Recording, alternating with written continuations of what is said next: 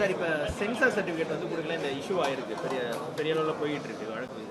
நீங்கள் வந்து முன்னாள் உறுப்பினர் அந்த தணிக்கை குழுவில், இதில் இருக்கக்கூடிய அந்த ப்ரொசீஜரை ஃபஸ்ட் ஆக்சுவலாக சென்சார் போர்டு அப்படிங்கிறது இப்போ வந்து அது சென்சார் போர்டு கிடையாது, சர்டிஃபிகேஷன். அது CBFC, central board of film certification.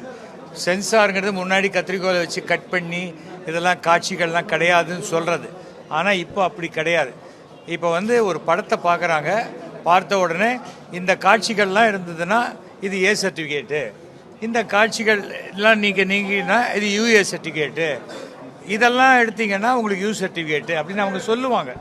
அதற்கு பிறகு அது அந்த தயாரிப்பாளர் அதை டிசைட் பண்ணணும், தனக்கு ஏ சர்டிஃபிகேட் வேணுமா, யூஏ வேணுமா, யூ வேணுமான்னு. முதல்ல 4 உறுப்பினர்களும் ஒரு சென்சார் அதிகாரியும் பார்ப்பாங்க. அந்த 4 உறுப்பினர்களும் ஏகமானதாக இந்த படத்துக்கு இந்த சர்டிஃபிகேட் கொடுக்கலாம் அப்படின்னு சொல்லிட்டா அந்த சர்டிஃபிகேட் கொடுத்துட போகிறாங்க. தவிர வந்து இதில் வந்து ஆன்லைனில் தான் அப்ளை பண்ணணும்.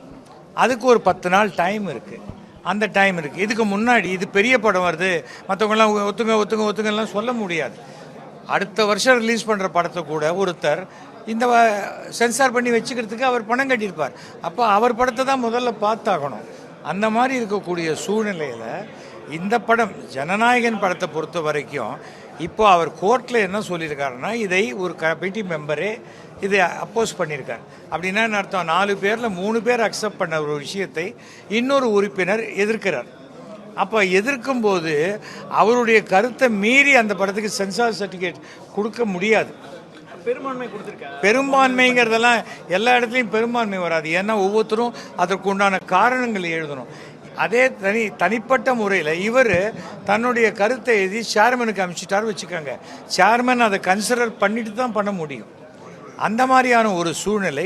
அப்புறம் இன்றைக்கி நான் பேப்பரில் கோர்ட்டில் நடந்ததை பற்றி படித்த போது இராணுவம் சம்பந்தப்பட்ட சில காட்சிகள் வருகிறது.